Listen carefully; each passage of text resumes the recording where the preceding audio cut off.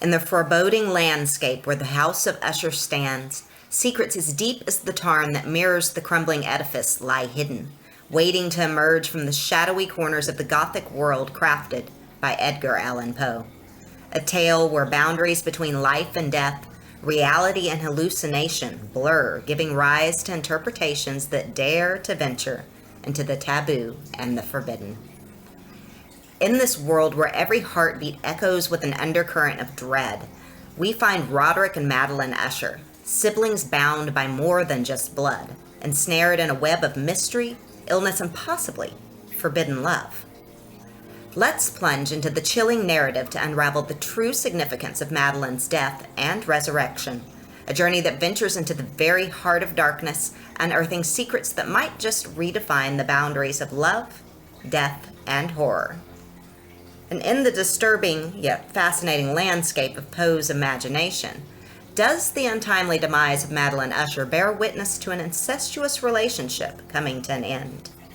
Grab your detective hats, and we're going to venture into the depths of the Usher mansion where love meets death and secrets buried come back to haunt from the grave.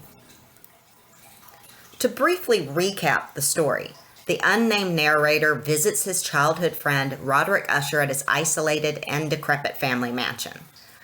Poe really sets the stage here with a haunting description of that house, a place where, and I quote, "minute fungi overspread the whole exterior, hanging in a fine tangled webwork from the eaves."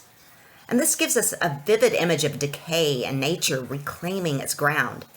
It's not just the house that's not quite right. It's the characters, too. Roderick and his sister Madeline suffer from mysterious ailments. Roderick grapples with hyperesthesia, an acute anxiety, while she experiences periods of catalepsy, where she appears lifeless. And as the narrator tries to comfort Roderick, Madeline dies, or seemingly so, and is entombed in the family vault. However, just days later, amid a turbulent storm, she emerges terrifyingly alive, her appearance triggering the final collapse of both Roderick's sanity and the Usher house itself, which literally splits in two and sinks into the Tarn, symbolizing the fall of the Usher family and its morbid legacy. So let's take a quick vocabulary break to touch on hyperesthesia, catalepsy, and Tarn. I know I just glossed over them, but I think our understanding of the significance of Madeline's burial and resurrection will be more profound with a better understanding of these terms. First, hyperesthesia. Hyperesthesia refers to heightened sensitivity to sensory stimuli. And in individuals with hyperesthesia, sensations such as touch, taste, smell, hearing, and sight can be amplified, sometimes overwhelmingly. It can manifest in various ways, including a greater sensitivity to light, sounds, and textures.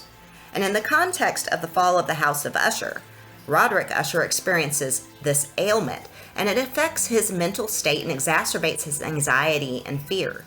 His heightened sensitivity to his surroundings make him more susceptible to that eerie, unsettling environment of the Usher mansion, further enveloping him in a world of heightened nerves and even paranoia. This condition effectively isolates him as ordinary sensory experiences become intolerable, leading to distress and a disconnect from reality. Poe uses this hyperesthesia to accentuate the horror elements in the story, creating an intensely vivid and uneasy atmosphere, which further captivates the reader. Next up, catalepsy. Catalepsy is a medical condition characterized by a person's muscles becoming stiff and rigid, and their limbs staying in the same position even when moved. And this state can also involve a reduced response to external stimuli and can sometimes be associated with a trance or seizure and even a temporary loss of consciousness and abnormal posture. So in the case of the story, Madeline Usher is described as having this condition, and it dramatically affects the story's trajectory. It contributes to that eerie and unsettling atmosphere as it leads to her being buried alive, a mistake arising from the inability to distinguish between her cataleptic state and death. And this catalepsy serves as a pivotal plot device, adding horror and suspense to the narrative, but also exploring the fears and psychological complexities of the human mind when it's confronted with the uncanny and the grotesque. It allows Poe to explore themes like death, burial, and the terrifying possibility of being buried alive, showcasing the fragility of human existence and the thin line between life and death. Whoa. And the final term is to define Tarn, which may not be part of your everyday vocabulary. A tarn is a small mountain lake, especially one formed in a cirque, which is a mountainous hollow formed by glaciation. And these are typically found in mountainous areas and are often quite deep relative to their surface area. They could be created by glaciers carving out the landscape, or even by rainwater collecting in a deep depression. In the story, the Tarn is a significant element of the setting, situated close to the Usher mansion, and it reflects the gloomy atmosphere of the house, serving as a symbolic element in the narrative, embodying the dark, mysterious, and perhaps sinister aspects of the Usher lineage and the mansion itself. And in the story's climactic ending, which we'll touch on some more later, the house of Usher collapses into this Tarn, marking the end of the Usher family line and emphasizing the eerie, doomed nature of the house and its inhabitants. The final scene, where the mansion disappears into the Tarn, underscores themes of decay, decline, and that inexorable pull of fate central to the story. And it's also a powerful visual, sealing the future of the Usher dynasty, tying together the physical and metaphorical fall depicted throughout the story. Now, on to one of the pivotal moments in the story, Madeline's burial and subsequent resurrection, a scene that is as chilling as it is rich with symbolism. The Usher family has seen better days.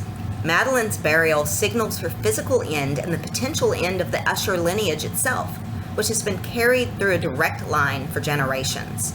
It's like Poe is wrapping up the centuries-old tale of this family in a shroud of mystery and dread. In the story, the characters believe Madeline was dead due to her affliction with that mysterious illness that had perplexed both her brother Roderick and the doctors attending to her.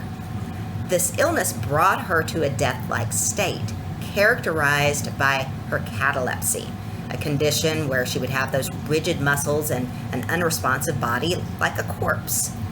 And this, coupled with this protracted illness that weakened her over time, made it difficult to ascertain if she was truly dead or in a cataleptic state when they decided to entomb her. And you might wonder why no one thought to double check if Madeline was alive, since there are some allusions to prior cataleptic episodes. Unfortunately, I can't answer that question. Madeline's catalepsy is mentioned as part of her illness, and that strongly suggests that she had previous episodes. However, the specific instances of these episodes are not detailed in the story. The narrator himself does not witness Madeline in a cataleptic state before her death. Still, the nature of her illness and its symptoms are a point of discussion between the narrator and Roderick Usher.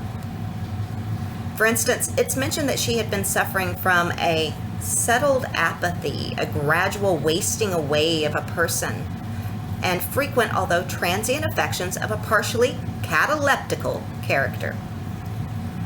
This quote indicates that she had experienced episodes of catalepsy before the events unfolding in the story, even if they aren't explicitly depicted.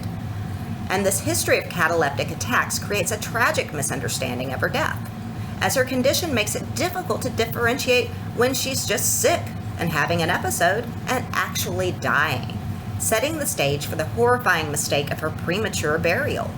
So, again, you can't help but wonder why they made that tragic mistake. So we're going to chalk it up to adding to the eeriness and mystery of the tale until we add another layer to our interpretation. Or maybe it has something to do with Roderick's hyperesthesia. Remember how he was already in a heightened state of anxiety and burdened by an acute sensitivity to his surroundings? So he might not have been in the best mental state to judge the situation clearly. His fears and anxiety might have potentially clouded his judgment, leading to this error of burying his sister alive. I heard her first feeble movements in the hollow coffin. I heard them many, many days ago, yet I dared not speak. Roderick's words here, his haunted confession to hearing Madeline's movements, create an atmosphere of horrifying anticipation. It's the heart-pounding crescendo to the tale's climax with the line between reality and illusion blurs. Gives you some goosebumps, doesn't it? And we can't ignore the psychological depths that Poe explores through this burial scene. It's a mirror reflecting Roderick's deteriorating mental state, his heightened senses translating into this catastrophic fear of being buried alive, a phobia known as taphophobia, and I did not include that in our vocabulary terms. The burial becomes a horrific canvas where Roderick's deepest fears are painted with Madeline as an unwilling muse. His fragile mental state could have made him doubt his judgments and experiences, vacillating between fear and denial. And moreover, an undercurrent of deep-seated fear and dread permeates the story, accentuated by the mysterious ailments afflicting both siblings and that decaying environment. The house, characterized by a grim appearance and the Tarn beside it, symbolizes this decay and decline that's befallen the Usher family. And given this context, Roderick's realization of his sister's premature burial comes with an unbearable weight of guilt and horror, perhaps paralyzing him into a state of denial and fear so he can avoid the confrontation of the terrifying truth for as long as he possibly can. As the story progresses, the boundaries between the rational and the supernatural become increasingly blurred, and Roderick finds himself caught in a maelstrom of fear and psychological turmoil. When he finally admits to the narrator that Madeline is still alive, it's as if his worst fears have been realized, a manifestation of the gothic horror that looms over the Usher house, and ultimately leads to that horrifying climax that we noted earlier. We have put her living in the tomb. These frantic words capture the dreadful realization of their mistake. Can you imagine the horror, the sheer panic that races through one's veins in such a moment?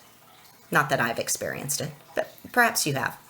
It's classic Poe, playing with our deepest fears and bringing them to life with an artist's precision. Here it's also worth noting that Poe had a known fear of being buried alive, and this fear wasn't unusual in the 19th century due to inadequate medical knowledge that sometimes led to instances of mistaken pronouncements of death. And this fear is vividly portrayed in not just this story through Madeline's burial, but in others like the premature burial. But there's a whole other layer to Madeline's burial to explore. Was there an incestuous relationship between Roderick and his sister?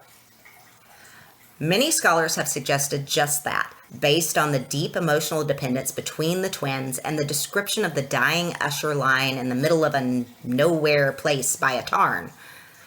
Their lineage is described, for instance, as one that has avoided the mixture of foreign blood. And this implies a history of intermarriage within their own family to maintain the purity of their lineage, which hints at a family pattern of incest. So while Poe does not provide explicit details or direct statements regarding an unnaturally close relationship between Roderick and Madeline, the ambiguous nature of their relationship, the underlying motifs, and the eerie symbolism employed in the story allow for interpretations that hint at an incestuous undercurrent. This possible reading of their relationship adds complexity to the narrative, contributing to the unnerving atmosphere that pervades the story. If we read their relationship as incestuous, Madeline's burial tragedy intensifies as it paints a picture of two individuals bound together not just by family ties, but by a forbidden love. Her burial then is not just an horrifying act, but a separation of two individuals who are unnaturally close, adding even more tragedy and despair to the narrative. These hints of incest may also symbolize the decay and degeneration that has afflicted the Usher family line.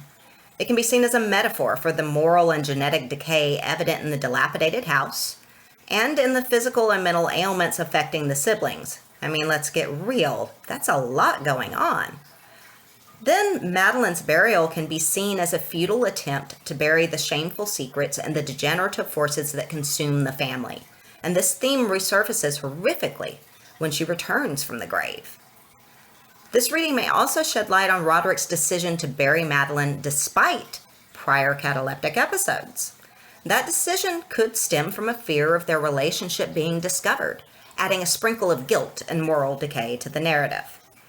The burial can even be seen as a physical and symbolic act to hide the perceived sin that their relationship embodies.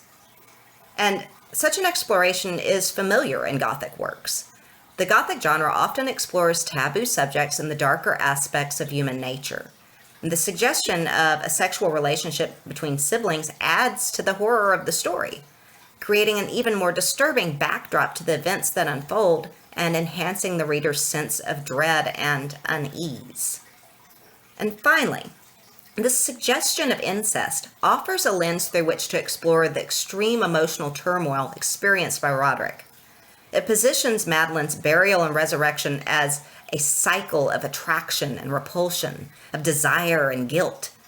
Here, the end even takes on a new meaning.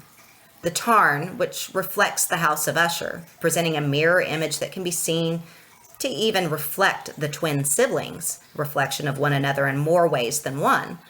This mirror imagery can be stretched to imply an unnatural closeness or sameness, feeding into the incestuous undertones that some readers interpret in the story.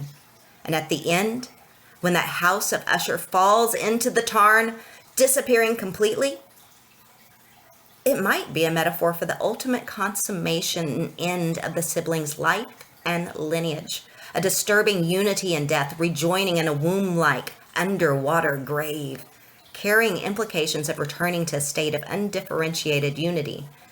A tragic end that could be read as the horrifying culmination of an incestuous bond. And while the narrative doesn't explicitly confirm an incestuous relationship, the subtle hints open up a rich avenue for interpretation, allowing readers to explore the tragedy and emotional undercurrents that drive the events of the story to its end. It shows a family caught in a web of forbidden desires, moral decay, and self-imposed isolation, leading to an inevitable ruin. But it's not all doom and gloom and proverbial skeletons entwined unnaturally in the closet. Through this dark and twisted tale, Poe invites us to ponder deep philosophical questions to reflect on themes of death, rebirth, and the very nature of the human psyche. So, what do you think? What does Madeline's burial symbolize for you? Let me know in the comments below, and let's have a rich, poetastic discussion. And before we say goodbye, don't forget to give this video a thumbs up if you enjoyed our journey into the Gothic, and hit that subscribe button for more literary explorations. And until next time, happy reading.